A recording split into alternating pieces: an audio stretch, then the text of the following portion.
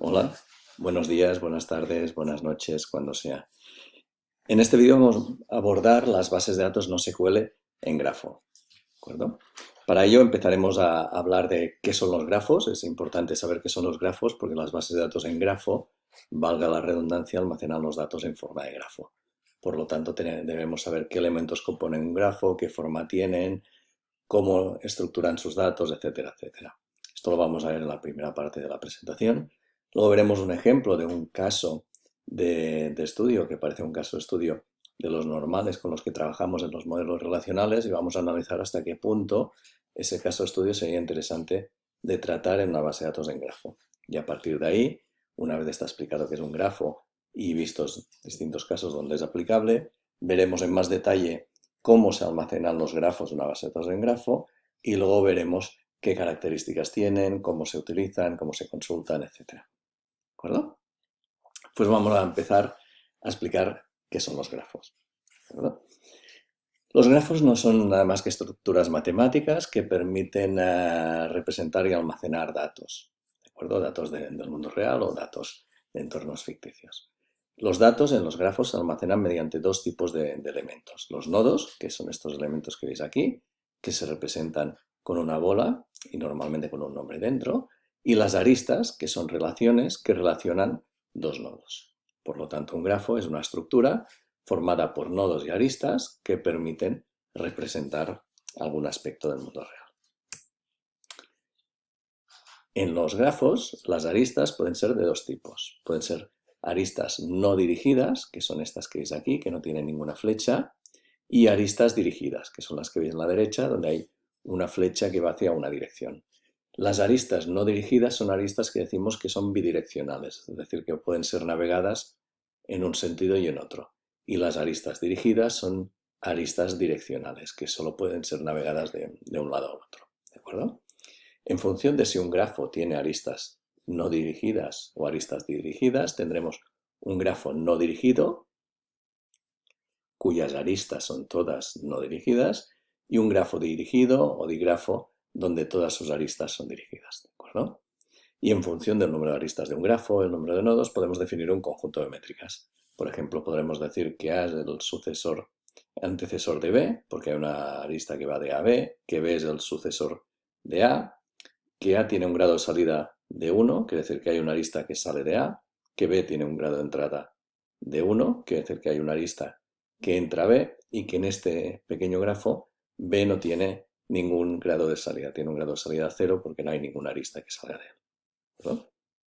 Pues bien, estas estructuras parecen interesantes, pero si yo os digo qué datos está almacenando este grafo de aquí y qué datos está almacenando este de aquí, probablemente no sabríais acertarlo, ¿de acuerdo? Porque indica relaciones entre elementos, pero no sabemos de qué elementos estamos hablando. Entonces, para proporcionar un poco más de semántica a los grafos, normalmente lo que se hace es etiquetar los grafos. Es decir, se pueden definir etiquetas tanto sobre los nodos como sobre los aristas para indicar cuál es su semántica, cuál es su significado. Así pues, el grafo que teníamos antes, este de aquí, el grafo no dirigido, si miramos este grafo, que es el mismo pero etiquetado, veremos que aquí ya queda muy claro qué nos está representando. Veremos que los nodos son países y que las aristas nos indican que un país tiene una frontera con otro país. Como las fronteras normalmente son bidireccionales, se pueden navegar en un sitio u otro, de un sitio a otro, pues entonces estamos hablando de aristas no dirigidas. ¿De acuerdo? Por lo tanto, este grafo nos indicaría la situación geopolítica de distintos países. En el caso de la derecha tenemos un grafo dirigido etiquetado. Aquí, una vez hemos puesto etiquetas a los nodos y las relaciones, vemos que es un grafo que nos indica la relación de amor y odio que tienen distintas personas. Vemos, por ejemplo, que Hugo odia a José y ama a Jen, que Jen es amada por Paul y Hugo, etcétera, etcétera. Bien, esto ya nos da más información, pero si quisiéramos más información, como por ejemplo cuál es el correo electrónico de Hugo o este tipo de información, ¿cómo podríamos hacerlo? Pues bien, podríamos hacerlo con nuevos nodos, pero sería sobrecargar demasiado la estructura, o podríamos hacerlo mediante otro tipo de elemento que se suele añadir en los grafos, que son las propiedades. ¿De acuerdo?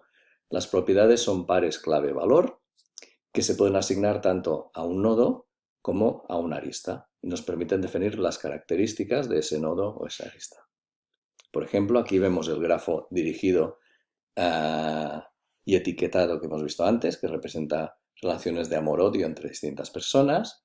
Y vemos, por ejemplo, que para José hemos definido dos propiedades, indicando cuál es su correo electrónico, josedelonly@gmail.com, y cuál es su edad, que tiene 33 años. ¿De acuerdo? Jen tiene como email jendecool@gmail.com, y podemos también indicar propiedades de las aristas o relaciones. A veces llamo arista y relación de forma indistinta. Por ejemplo, vemos que Paul amó a Jen hasta el 21 de diciembre del 2013. Ahí pasó algo que hizo que Paul dejara de amar a Jen. ¿De acuerdo? Por tanto, los grafos pueden representarse mediante nodos y aristas. Estas aristas pueden ser dirigidas o no dirigidas, y luego los nodos y las aristas pueden tanto etiquetarse para representar su semántica, como se pueden definir sobre ellas o sobre ellos propiedades para indicar cuáles son sus atributos, sus características. ¿Okay?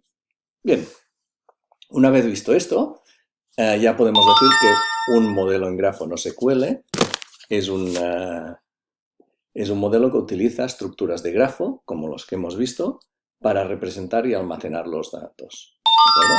En función del sistema gestor de base de datos que estemos utilizando, pues podrá utilizar un modelo de grafo u otro.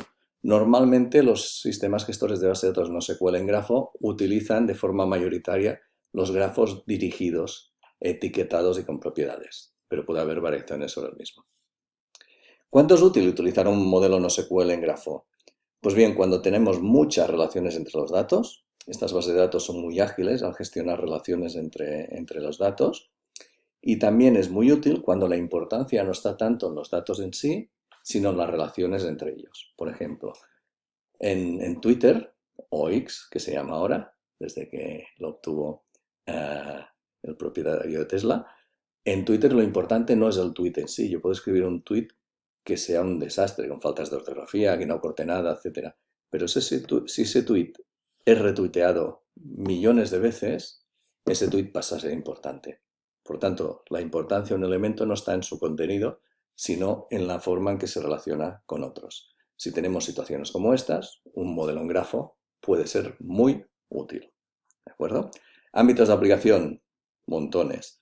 Redes, cualquier red que debamos gestionar, como redes sociales, logística, mapas, que no dejan de ser redes, con puntos de interés y relaciones entre ellos que indican cómo ir de un punto de interés a otro. Análisis de cualquier tipo de red. En aplicaciones semánticas, en la web semántica normalmente se representan conceptos, y esos conceptos se relacionan entre sí mediante grafos RDF en particular, pues en este caso también son útiles, en biología computacional, en gestión de riesgos, en propagación de epidemias, por ejemplo, en muchos entornos puede ser de aplicación. ¿De acuerdo? Y saber que hay un modelo en grafos particular para ser utilizado en el tema de web semántica, que son los llamados triple stores, que son almacenes de tripletas, donde una tripleta es un elemento, de hecho es un elemento de 3 valores, origen, destino y la relación entre ellos, que son normalmente definidos mediante RDF y se utilizan para representar conceptos y relacionar conceptos en la web semántica. ¿Okay? Pues bien, dicho esto, vamos a ver un ejemplo y vamos a ver si sería un caso donde tendría sentido aplicar una base de datos en grafo. Suponed que tenemos una web de venta de vinos al público, y este es el modelo de datos que gestiona la base de datos de esta web de venta de vinos. ¿Okay? Voy a explicar un poco el modelo por si alguno o alguna de vosotros no estáis familiarizados con UML. Al centro de todo tenemos los vinos. De los vinos podemos almacenar información sobre su nombre, y los vinos están hechos de tipos de uva. Por ejemplo, un vino puede estar hecho de Riesling, de Macabeo, de Xarel·lo, de distintos tipos de uva. Por tanto, un vino está hecho de uno o más tipos de uva.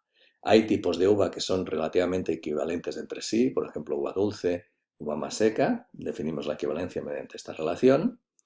Luego, para cada vino podemos tener información sobre las críticas que han hecho los críticos sobre los mismos. Por tanto, tenemos información de los críticos, por un lado, de las críticas que han escrito sobre nuestros vinos y de cuál es el detalle de la crítica, es decir, cuándo la escribieron, la puntuación que le dieron y el texto que pusieron. Luego, los vinos son vinos que se crean utilizando uvas de un país determinado o de más de un país. Los vinos están disponibles para ser vendidos en algunos países, puede ser que un vino no esté disponible en algún país, ¿de acuerdo? Y se realizan en algún país. ¿Okay? Luego hay las denominaciones de origen. Un vino puede ser de una denominación de origen y una denominación de origen depende de un país. ¿Okay? Este es más o menos el esquema simplificado que podríamos tener en una web de venta de vinos. Como podéis ver, es un esquema conceptual muy parecido a los relacionales que podemos encontrar de toda la vida. Aquí la pregunta es, ¿sería interesante utilizar una base de datos en grafo para representar estos datos o no? Pues bien, depende. Vamos a ver una cosa. Imaginamos que queremos crear un modelo relacional para esta base de datos. Como bien sabéis, si queremos crear un modelo relacional para una base de datos, primero hacemos el esquema conceptual, que sería algo parecido como esto aquí, es decir, identificamos qué datos vamos a almacenar y cómo se relacionan entre ellos, y luego para cada tipo de datos distinto de interés que vayamos a almacenar, debemos definir una tabla para él. Por ejemplo, una tabla para para vinos, para tipo de uva, etc. Luego, las tablas se relacionarán mediante claves foráneas, que son atributos que apuntan, por ejemplo, del país al vino. Por ejemplo, en la tabla country pondríamos un atributo que indica qué vino se hace en ese... Perdón, aquí en vino pondríamos un atributo indicando en qué país se hace ese vino, ¿de acuerdo? Y luego las relaciones que son de muchos a muchos, como un vino puede estar hecho de muchos tipos de uva y un tipo de uva puede ser de muchos vinos, crearíamos una reificación que se llama, es decir, una tabla intermedia para generar esto aquí.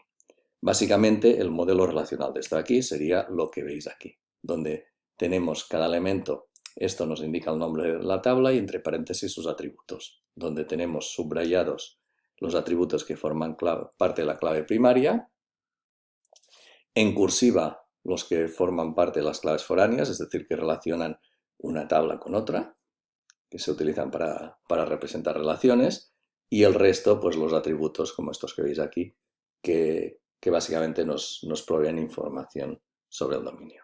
¿Okay?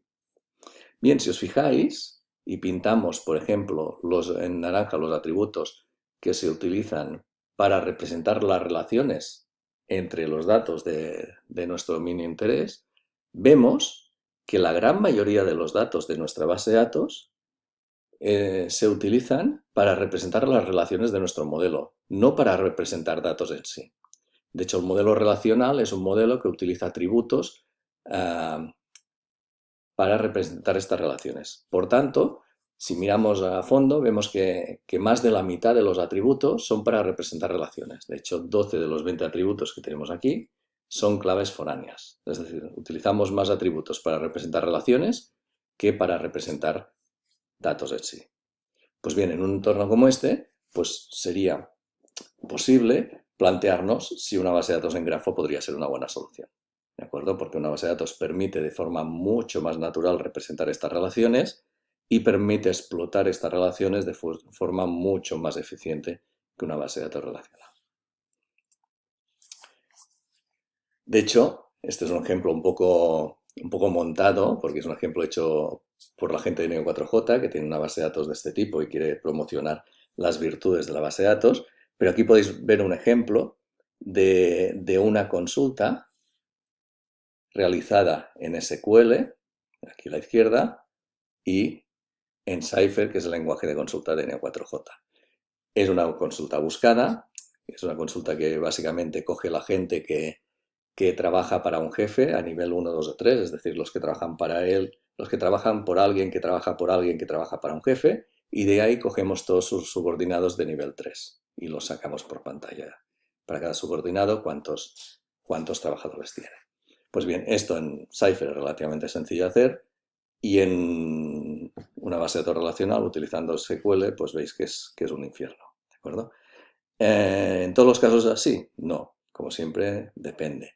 Pero en algunos casos sí que puede ser mucho más útil y eficiente utilizar una base de datos de un grafo, al igual que se plantea aquí. ¿De acuerdo?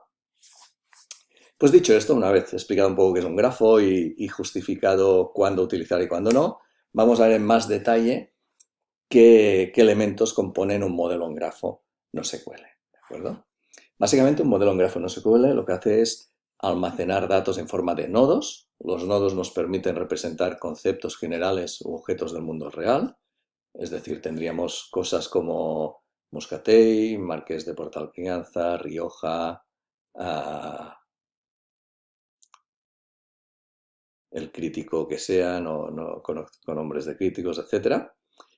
Tendremos también aristas que nos permiten representar las relaciones entre los nodos. Normalmente, la tendencia general es que las bases de datos no SQL en grafo utilicen aristas dirigidas, por tanto indicando una dirección. Aquí vemos que el vino Marqués de Portalcrianza utiliza tipos de uva de tipo Muscatel y Xarel·lo y es de la denominación de origen de Rioja. Y luego los nodos y aristas se pueden etiquetar, bautizar. De hecho, aquí habéis visto que hemos utilizado etiquetas. Las etiquetas en un modelo en grafo, no siempre, pero normalmente se utilizan para indicar el tipo de los nodos y el tipo de las relaciones. Es decir, aquí podemos ver que hay dos relaciones que utilizan la misma etiqueta. La que va de Marqués de Portalcrianza a Moscatell y a Xarel·lo. Eso quiere decir que esta relación y esta de aquí tienen como semántica la misma. Es decir, nos indican qué tipo de uva utiliza este vino. ¿De acuerdo? Y esta relación de aquí nos indica cuál es la denominación de origen. Así, solo leyendo la información, la etiqueta de una relación, ya sabremos qué nos está refiriendo. ¿De acuerdo? Y los nodos igual. Normalmente para los nodos se utiliza para indicar su tipo. Y luego, en un modelo en grafo también podemos definir las propiedades. Las propiedades, como hemos dicho, son parejas clave-valor, donde la clave es el nombre de la propiedad y el valor es el valor de la misma, y pueden asignarse tanto a nodos como a relaciones. Aquí vemos cómo se definen un par de propiedades sobre el nodo Marqués de Portalcrianza, indicando qué precio tiene y el tamaño de la botella. Y luego podemos definir hay propiedades a nivel de relación. Por ejemplo, aquí indicamos una propiedad que nos dice que el vino Marqués del Portalcrianza utiliza Moscatell en un porcentaje del 40 al 60% y que un 10-30% del vino está hecho con uva Xarel·lo. ¿De acuerdo? Fijaos que este porcentaje forma parte de la relación, porque si tuviéramos este porcentaje, asignado directamente aquí, al nodo de tipo de uva, lo que estaríamos diciendo es que todos los vinos que utilicen esa uva lo utilizarán en este porcentaje. ¿De acuerdo? Y si tuviéramos el porcentaje asignado al vino, lo que estaríamos diciendo es que este vino utiliza el mismo porcentaje de uva de todas las uvas con las que se relacionara. Y eso no sería válido en ninguno de los casos. Como lo que queremos decir es que para la pareja vino y tipo de uva, el porcentaje utilizado es el que se indica, pues es una relación, es una propiedad que se asigna a la relación, a la lista. ¿De acuerdo?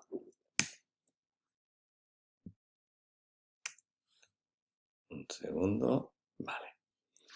Dicho esto, ¿qué características tienen las bases de datos en grafo? Pues bien, bases de datos en grafo hay de dos tipos. Hay las nativas y las no nativas. Las no nativas son bases de datos que utilizan un tipo de almacenamiento donde las relaciones entre los distintos nodos de un grafo, digamos que no están definidas de forma explícita en el disco. Y esas no suelen ser tan eficientes como las otras, quitando algún caso donde se utilizan técnicas de optimización que funcionan bien. Y luego las que nos interesan más, que son las bases de datos en grafo nativas, como Neo4j, que veremos más adelante, que son bases de datos donde lo que hacen es que cuando se almacenan los datos de un nodo en el disco, pues dentro de ese nodo se almacenan punteros que apuntan a los nodos que están relacionados con él, ya sea mediante relaciones de salida o de entrada. Así, si leemos los datos de un nodo y queremos obtener todos los datos relacionados, todos los nodos relacionados con él, esta información la obtendremos de forma casi inmediata. porque al leer el nodo ya tenemos los punteros de disco donde están los nodos relacionados y así con una lectura ya podemos obtener toda la información. ¿De acuerdo? Por lo tanto, obtener los datos relacionados con un elemento es muy rápido. Eso en modelos como el relacional no pasa, porque cada vez que tenemos que relacionar dos elementos tenemos que hacer una join y realizar una join no es un proceso directo como este, sino que implica hacer un producto cartesiano entre dos tablas, filtrar los valores que son iguales, etcétera, etcétera. Es un proceso más complejo y más laborioso y más costoso. Por tanto, cuando utilizamos bases de datos en grafo nativas y hacemos un uso extensivo de los datos relacionados, estas bases de datos pueden ser muy eficientes. ¿De acuerdo?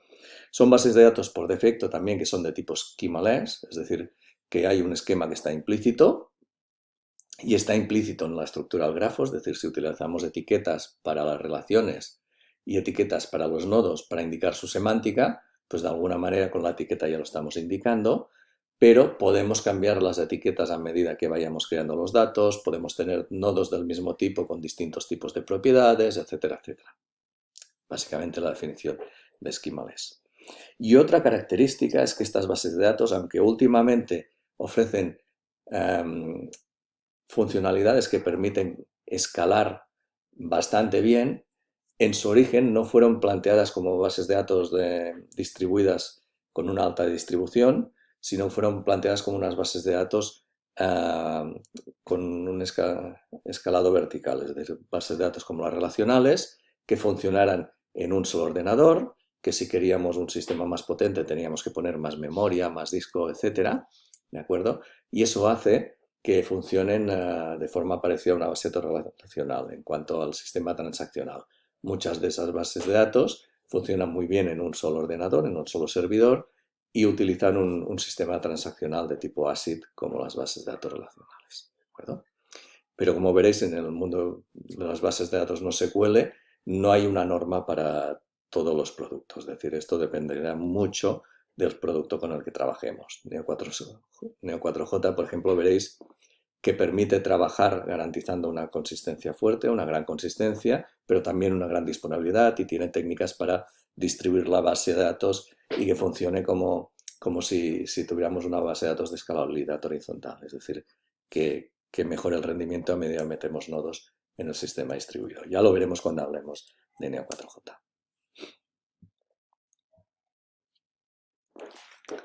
Vale.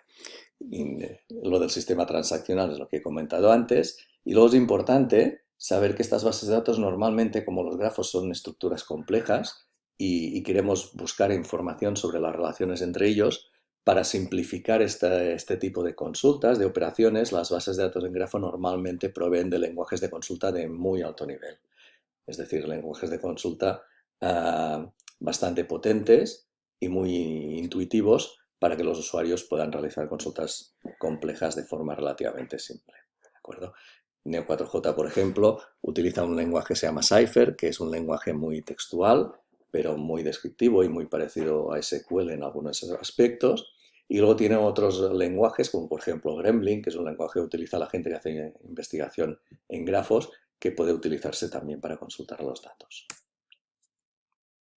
Bien, antes de continuar, un tema que me gustaría comentar, que no es tan, para Neo4j no será crítico, pero si algún día utilizáis una base de datos que no permite representar los tipos de los nodos y de las relaciones mediante etiquetas, pues sepáis qué podéis encontraros y cómo podéis arreglarlo.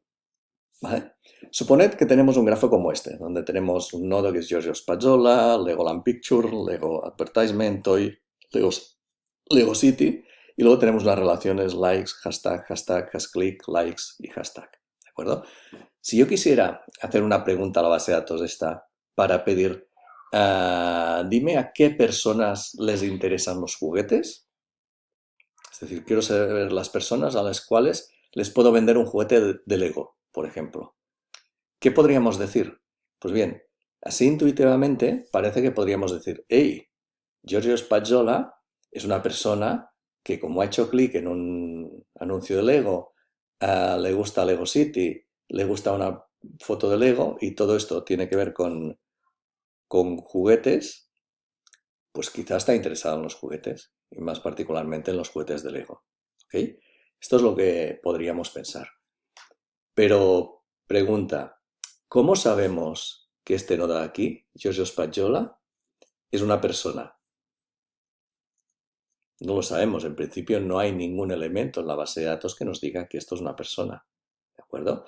Si utilizamos una base de datos como Neo4j, lo que haremos será etiquetar este nodo con la etiqueta persona y entonces ya lo sabremos. Entonces podríamos decir, identifícame todas las personas que tengan un camino entre su nodo y nodos de tipo juguete. Y ahí podríamos responder esta consulta de forma sistemática. Ahora bien, tal como está ahora no podemos hacerlo. Y si estamos en una base de datos que no es como Neo4j, que no podemos utilizar etiquetas para representar los tipos, lo que podríamos hacer es crear nuevos nodos para representar los tipos de los nodos existentes. Es decir, crear un nodo persona y crear una relación de tipo ISEI que nos indique que Giorgio Spagnola es de tipo persona. ¿De acuerdo? Si hacemos esto de forma explícita, ya podríamos hacer lo siguiente. Dame todos esos nodos relacionados mediante una relación ISEI con un nodo de tipo persona, por tanto ya tendría las personas identificadas, y de esos nodos quiero saber cuáles de ellos tienen una relación con algún nodo etiquetado como juguete. ¿Ok? Por tanto, estas consultas, cuando tengamos bases de datos que nos permitan etiquetar los nodos y las relaciones con sus tipos, será relativamente sencilla. Cuando no tengamos bases de datos que nos permitan hacer esto, la gestión de los tipos de los nodos y las relaciones la tendremos que hacer nosotros. ¿De acuerdo? Pues bien, una vez llegados aquí, vamos a ver cómo utilizar los modelos en grafo. ¿Okay? Para acceder a los datos de un modelo de grafo, normalmente se realiza una consulta que nos permite, dado el grafo de la base de datos, obtener un subgrafo de interés, que se llama un subgrafo que tiene la información que nosotros queremos. ¿De acuerdo? Esto se realiza mediante navegación, o en inglés lo que se llama graph traversing. El patrón de graph traversing es siempre el mismo. De hecho, si os aprendéis conceptualmente este patrón, aplicarlo a distintos lenguajes de bases de datos en grafo será bastante trivial. ¿De acuerdo? Si os fijáis, lo que veréis en Cypher se ajusta bastante aquí. Cuando nosotros definimos una consulta para hacer graph traversing, para hacer navegación en un grafo, lo primero que tenemos que hacer es indicar dónde queremos que empiece la búsqueda. Tenemos un grafo muy grande y así como una base de datos relacional, en el select ponemos el from para decir sobre qué tablas vamos a hacer la consulta. Aquí debemos indicar cuál es el origen que vamos a utilizar. Empezamos por este nodo y vamos a obtener los nodos que puedan accederse a este nodo mediante esta relación, por ejemplo. Pues bien, el origen sería el nodo de origen y luego habría un patrón de navegación que nos diría qué patrón deben seguir los datos de interés que queremos obtener. Y este patrón puede tener información sobre qué relaciones utilizar y cuándo, es decir, bajo qué circunstancias, qué condiciones deben satisfacer los datos, qué tipo de navegación queremos. En algunos casos, el hecho de navegar por un grafo puede dar la situación de que caigamos en ciclos, por tanto es importante en algunos casos utilizar el tipo de navegación y limitar esos ciclos y el nivel de profundidad por lo mismo. ¿De acuerdo? Y una vez definido este patrón de navegación, el sistema gestor de base de datos nos encontrará los datos de interés utilizando este origen y los datos que cumplen con este patrón, y una vez tiene el subgrafo de interés, pues le podemos decir qué datos queremos devolver, qué nodos, aristas y propiedades, en qué orden, etcétera, etcétera. Por tanto, para consultar grafos, siempre lo haremos indicando tres elementos. ¿Qué origen, qué elemento origen tenemos? ¿Qué patrón de navegación queremos utilizar para identificar los datos de interés? ¿Y qué datos queremos devolver? ¿Ok? Antes de ver un ejemplo, vamos a hablar del tema de recorrido por anchura y profundidad. En una base de datos en grafo nos podemos encontrar situaciones donde tengamos, donde tengamos situaciones como esta. Este nodo esté relacionado con este. Si tenemos una situación como esta, según cómo se hiciera la navegación por el grafo, podríamos tener, un segundo que, vale. Podríamos tener una navegación, vale, podríamos tener un sistema donde se buscara este nodo, de aquí se fuera este, de aquí se obtuviera este, de aquí se obtuviera este, de aquí este, de aquí este, se volviera este, de aquí se volviera este, y llegaríamos en un ciclo y no terminaríamos nunca, ¿de acuerdo?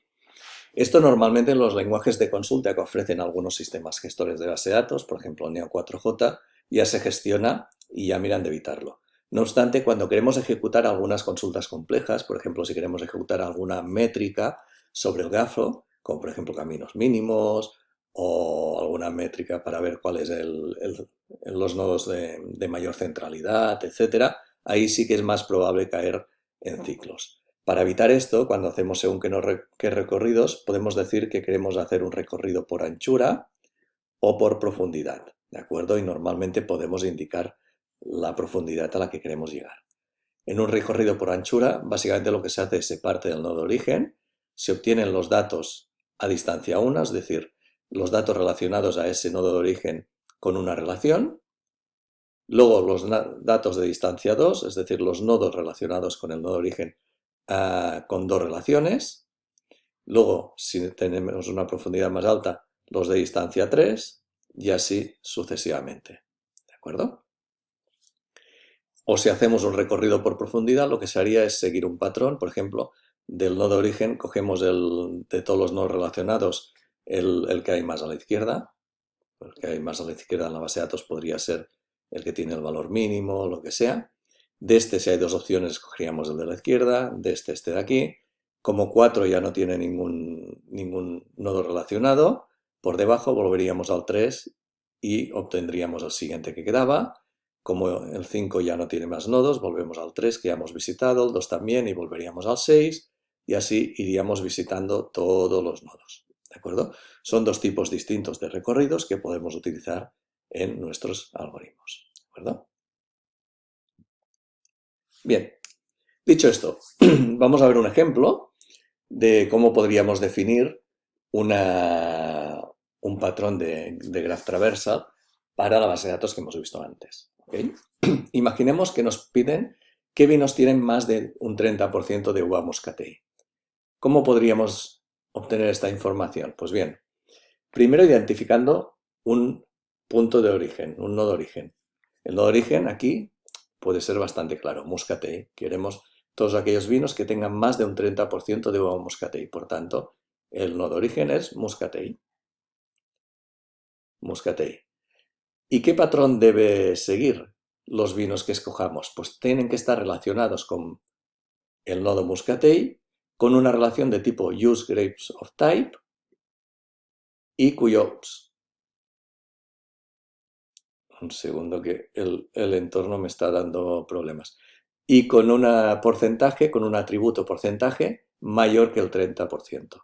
¿De acuerdo? Por tanto, el origen es Muscatel y el patrón es utilizar useGrapesOfType tal que su atributo use porcentaje es mayor que el 30%. ¿De acuerdo? Esto me permitiría obtener los vinos de interés, los vinos que tienen más de un 30% Muscatel, y luego podría devolver los vinos resultantes de forma alfabética por nombre, etcétera, etcétera.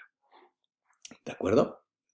¿Es el único patrón que podríamos utilizar? No, se podrían utilizar otros. Por ejemplo, el nodo de origen podría ser un nodo de tipo vino, y así identificaríamos los vinos, y luego los patrones a seguir serían aquellos vinos relacionados con la relación useGrapesOfType, cuyo valor sea mayor que el 30%. ¿De acuerdo? En este caso podríamos hacer lo mismo, solo partiendo del origen este. ¿De acuerdo? Pero básicamente siempre funciona igual. Tenemos que identificar sobre qué nodo queremos empezar y a partir de aquí qué relaciones debemos seguir y qué elementos queremos identificar. Y a partir de ahí qué queremos devolver. ¿Okay? Esto parece un poco abstracto, pero cuando trabajéis con Neo4j y en particular con Cypher, que es su lenguaje de consulta, ya veréis mucho más claro cómo funciona. ¿De acuerdo?